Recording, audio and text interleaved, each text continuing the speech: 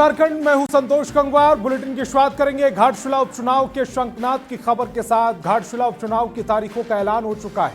11 नवंबर को वोटिंग होगी, वहीं 14 नवंबर को वोटों की गिनती होगी। झारखंड सरकार के मंत्री रहे रामदास सोरेन के निधन के बाद यह सीट खाली हुई थी। 13 अक्टूबर को अधिसूचना जारी की जाएगी। नामांकन की अंतिम तारीख 21 अक्टूबर। नामांकन पत्रों की जांच 22 अक्टूबर को होगी। उम्मीदवार 24 अक्टूबर तक नाम वापस ले सकेंगे। मतदान 11 नवंबर को कराया जाएगा, जबकि मतगणना यानी कि रिजल्ट 14 नवंबर को आएगा। तो घाटशिला उपचुनाव की तारीखों का इंतजार किया जा रहा था, वो इंतजार अब खत्म हो गया। 11 नवंबर को वोटिंग होगी, वही 14 नवंबर को वोटों की गिनती की जाएगी। यानी रिजल्ट का दिन 14 नवंबर है। झारखंड सरकार में मंत्री रहे रामदास सोरेन के निधन के बाद यह सीट खाली हुई। 13 अक्टूबर को अधिसूचना जारी की जाएगी। नामांकन की अंतिम तारीख 21 अक्टूबर होगी। नामांकन पत्रों की जांच 22 अक्टूबर को होगी। उम्मीदवार 24 अक्टूबर तक अपना नाम वापस ले सकेंगे। मतदान 11 नवंबर को कराया जाएगा, जबकि मतगणना 14 नवंबर को की जाएगी। के आकस्मिक निधन के बाद 11 नवंबर को होने वाली है। ये सीट 2024 के विधानसभा के चुनाव में इंडिया अलायंस के पास थी और हम पूरी तरह से इस उपचुनाव के लिए तैयार हैं। हम ये सीट आने वाले समय में फिर से जीतेंगे और दिवंगत मंत्री रामदास सोरेन जी को श्रद्धांजलि अर्पित करेंगे। और इंडिया गठबंधन के तमाम अलायंस पार्टियां इस चुनाव की तैयारी में हैं और हम पूरी तरह से चुनाव के लिए तैयार हैं। चुनाव की घोषणा हो गई और हम पूरे तरीके से तैयार हैं। हमारे प्रदेश अध्यक्ष, नेता प्रतिपक्ष, संगठन मंत्री जी के नेतृत्व में अनेक बार बूथ लेवल के कार्यकर्ताओं की घाटशिला में बैठक हो चुकी है। और पिछली बार भी हमारे जो पहले बार के प्रत्याशी थे, युवा प्रत्याशी थे बाबूलाल सोरेन जी, उन्होंने 75,000 से ज्यादा अपने पहले चुनाव में मत पाया था कि घाटशिला में जीत से इस सरकार के अंत की शुरुआत होगी। निश्चित रूप से झारखंड मुक्ति मोर्चा चुनाव के लिए तैयार है, लेकिन दुखद परिस्थिति में चुनाव हो रहा है। हमने आदरणीय श्री रामदास सोरेन जी को खोने का काम किया है और पार्टी की केंद्रीय समिति की बैठक 15 अक्टूबर को आहूत है। हम समझते हैं कि उसमें एजेंडे में भी है कि घाटशिला विधानसभा का जो उपचुनाव होगा उसमें उसका निर्णय होगा। माननीय केंद्रीय अध्यक्ष श्री हेमंत सोरेन जी और सभी पार्टी के नेता उसमें तय करेंगे। तो घाटशिला चुनाव की तारीखों की घोषणा कर दी गई, जिसके बाद जिला प्रशासन ने अपनी तैयारियां तेज कर दी। उपायुक्त सह जिला निर्वाचन पदाधिकारी और जिले के वरीय पुलिस अधिकारी चुनाव की तैयारियों से संबंधित जानकारी दी गई।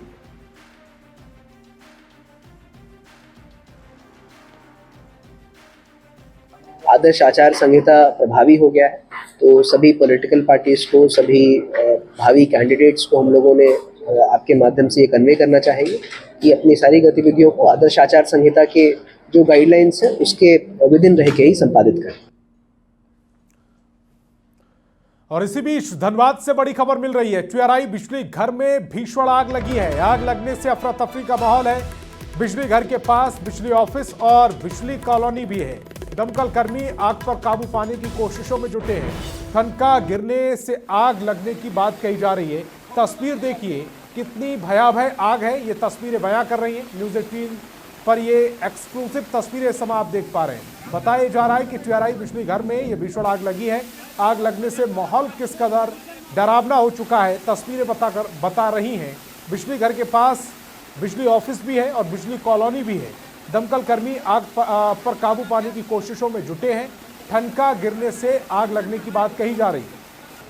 आग लग चुका है एक बार और, कुछ 2-3 महीने पहले फिर भी लगा हुआ था। फिर इससे भी बिजोड़ था उस बार भी बहुत क्षति हुआ, यहाँ पहुंची थी बहुत आग। ये शॉर्ट सर्किट की वजह से लगा, बिजली कड़कने की वजह से। हाँ, आकाशीय बिजली गिरने के कारण से बहुत आवाज भी किया था यहाँ पर गिरने। ये बिजली कॉलोनी में आग लगा, थाना के नीचे रहता है। यहाँ पर ट्रांसफार्मर ठीक है, ऊपर से बिजली गिरा, उसके कारण आग लग गया। बुझाने की कोशिश किया जा रहा है, हालांकि हो ही चुका कि हो गया, बट और हमारे थानादारी लोग कर रहे कोशिश। आप लोग बहुत जगह मदद कर, हम लोग मदद करें, आप देख सकते हैं हम लोग अभी। धनबाद के बिजली घर TIW में अचानक से भीषण आग लग गई और अब आप पीछे देख सकते हैं कि जो दमकल कर्मी है वो यहाँ पर भीषण जो आग लगी है उसे बुझाने का प्रयास कर रही है। बारिश भी बहुत अधिक हो रही है, जिसके कारण कि यहाँ पर जो अग्निशमन के लोग हैं उन्हें काफी परेशानी हो रही है, और लोग जो है तो यहाँ पर किसी तरह आग पर काबू पाने का प्रयास कर रहे हैं, लेकिन जो बिजली के तेल होते हैं उस पर जब पानी जा रही है तो उससे वह चिंगारी बहुत अधिक भड़क जा रही है, और जिसके कारण जो है तो उस आग पर काबू पाने में काफी परेशानी झेलनी पड़ रही है। बताया जा रहा है कि पिछले आधे घंटे पहले अचानक यहाँ पर आग लग गई और आग भयावह रूप ले ली। अभी फिलहाल दमकल की 2 गाड़ियां यहाँ पर पहुंची है, जिससे कि आग पर काबू पाने का प्रयास किया जा रहा है, लेकिन आग भयावह रूप ले चुकी है। इस कारण से आग पर जो है तो काबू पाने में काफी परेशानी का सामना अग्निशमन के लोगों को करनी पड़ रही है। अब देखना है कि इस आग पर कब तक काबू पाया जा सकता है, लेकिन जो आग लगी है उसे बुझाने का प्रयास अभी भी जारी है। और यहाँ पर ट्रांसफार्मर है, और जो अगर वो तेल में अधिक आग पकड़ती है तो आसपास के घरों में भी वह बिजली जो है तो वह जो आग है वह लोगों के घरों तक भी पहुंच सकती है। इसीलिए यहाँ पर जो लोग हैं वो भी हंगामा कर रहे हैं कि जल्दी से जल्दी इस आग पर काबू पाया जा सके। संजय गुप्ता, न्यूज़ 18 धनबाद। और देश के कई राज्यों में कफ सिरप से बच्चों की मौत के बाद राजधानी रांची में स्वास्थ्य विभाग और जिला प्रशासन अलर्ट मोड पर काम कर रहा है।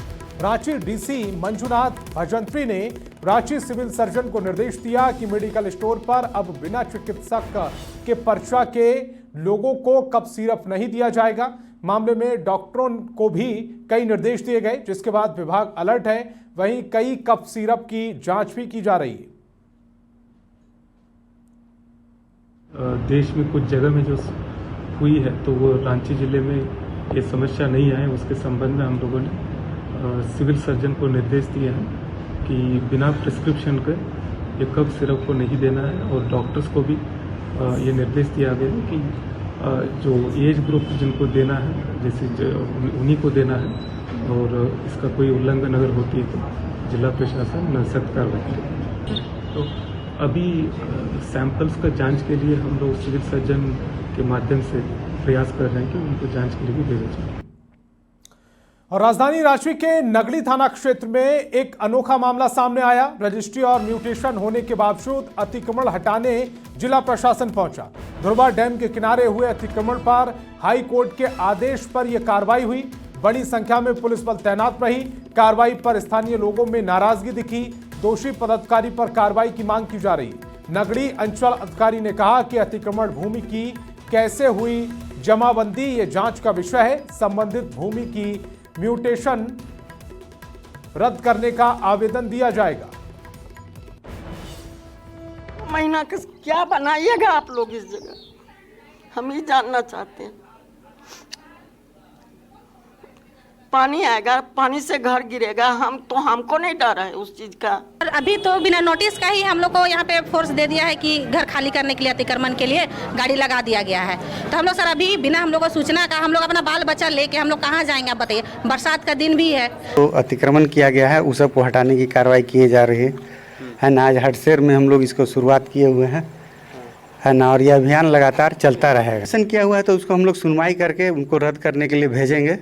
उसके बाद डैम में अर्जित क्षेत्र में अगर हुआ है तो उसको हम लोग रद्द कैंसिल करवा के फिर आगे की कार्रवाई। हाईकोर्ट के निर्देश के बाद प्रशासनिक बुलडोजर जो है इस वक्त धुरवा डैम में चल रहा है, और देख सकते हैं कि यहाँ पर अतिक्रमण जो अभियान है वो फिलहाल डैम के आसपास के इलाकों में चलाया जा रहा है।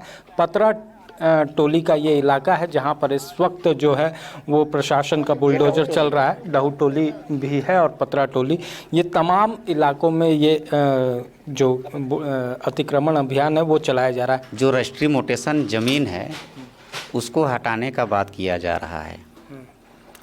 अभी देख रहे हैं कि बिना सूचना का, देखिए हाईकोर्ट का अगर आदेश है, निर्देश है, तो हम लोग हाईकोर्ट का आदेश का हम लोग नहीं मान रहे, सो बात नहीं, हम लोग उनकी बातों को मान रहे हैं, सम्मान कर हम लोग दे रहे हैं। लेकिन मौखिक रूप से भी कम से कम एक गरीब व्यक्ति का जो घर बना हुआ है उसको आकर के सूचना करना चाहिए था, बताना चाहिए था। वो ज़मीन जो है वो अतिक्रमण के दायरे में आ रही है। तो ये अपने आप में एक बड़ा सवाल है कि आखिर अंचल कार्यालय के द्वारा ये गड़बड़ी कैसे की गई, क्यों ऐसी ज़मीन का ही जो है म्यूटेशन कर दिया गया है जो कहीं ना कहीं अतिक्रमण के दायरे में आती है। तो फिलहाल इस पूरे मामले में कार्रवाई तो की जा रही है, लेकिन कई सवाल भी हैं। अब उन सवालों का जवाब किस तरह से मिल पाता है वो देखना होगा। लेकिन प्रशासनिक बुलडोजर जो हाई कोर्ट के आदेश के बाद इस वक्त इस पूरे इलाके में चल रहा है। लोग यहाँ वर्षों से रह रहे थे और फिर आज अचानक से प्रशासनिक बुलडोजर चल रहा है, जिससे लोगों में आक्रोश भी है। कैमरामैन प्रभाकर के साथ ओम प्रकाश, न्यूज़ 18 रांची। और खबर पलामू से, जहां नीलांबर पीतांबर विश्वविद्यालय के तीसरे दीक्षांत समारोह में राज्यपाल संतोष गंगवार, वित्त मंत्री राधाकृष्ण किशोर शामिल हुए हैं।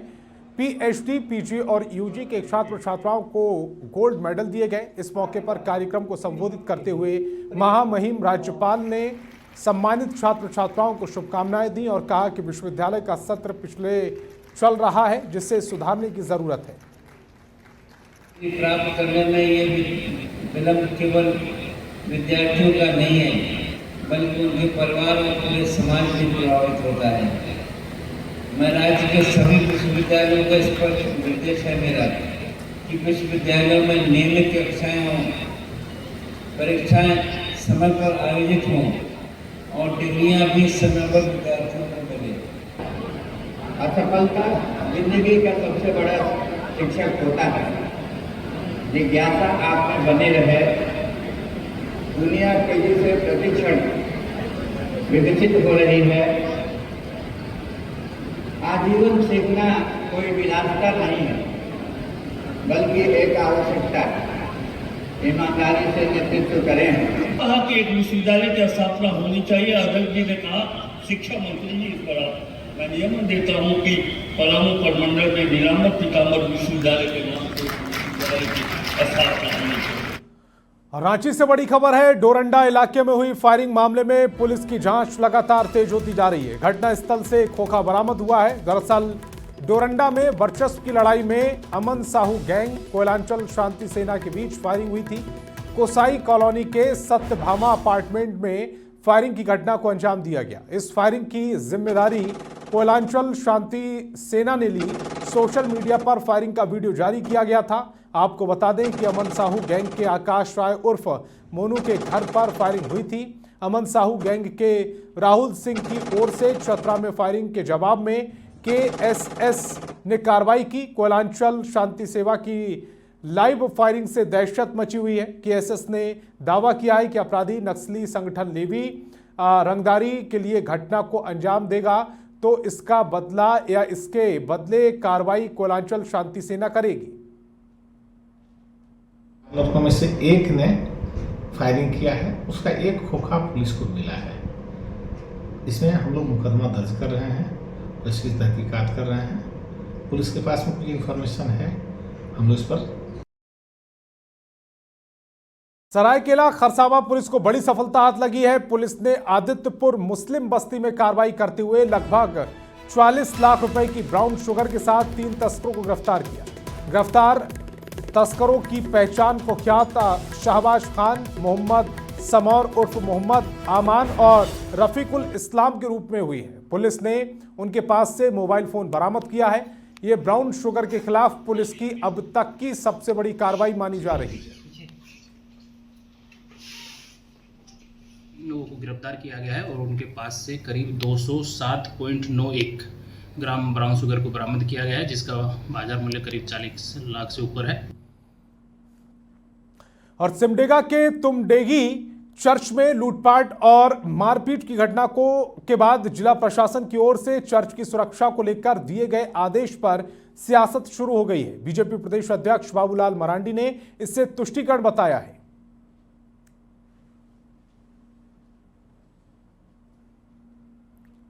कहते हैं कि पराकाष्ठा है।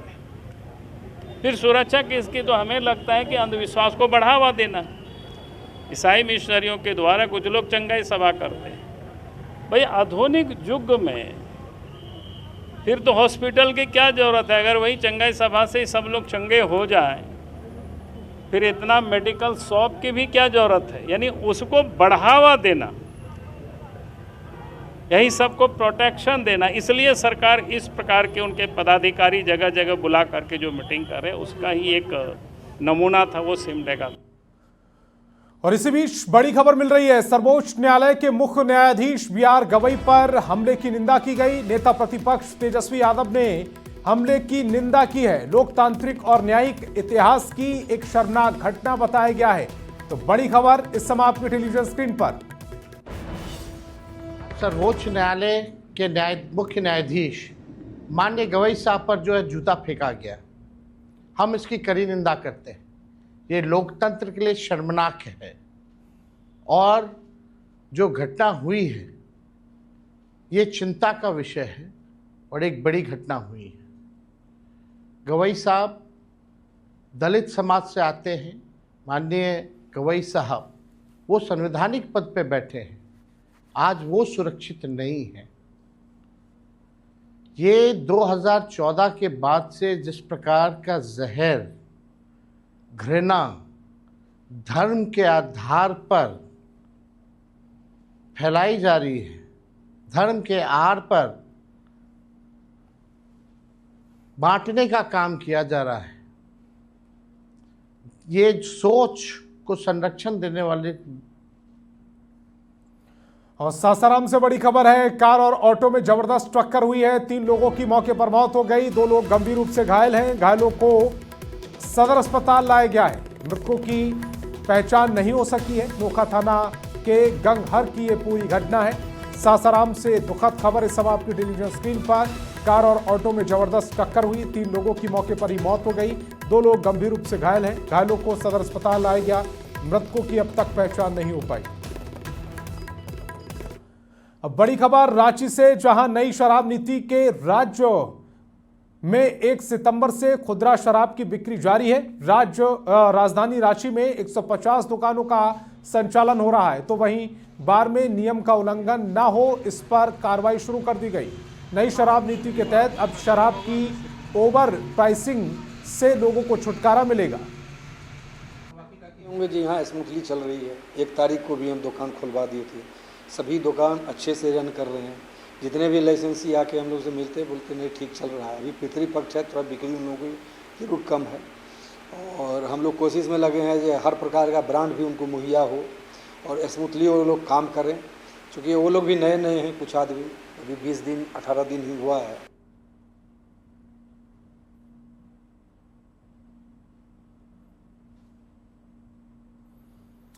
तो नई शराब नीति को लेकर से जुड़ी ये बड़ी खबर है, जहां रांची में नई शराब नीति के तहत राज्य में 1 सितंबर से खुदरा शराब की बिक्री जारी है। राजधानी रांची में 150 दुकानों पर संचालन हो रहा है, तो वहीं बार में नियम का उल्लंघन ना हो इस पर कार्रवाई शुरू कर दी गई। नई शराब नीति के तहत अब शराब की ओवर प्राइसिंग यानी कि अतिरिक्त जो पैसा वसूला जाता है उससे लोगों को छुटकारा मिलेगा। एक्साइज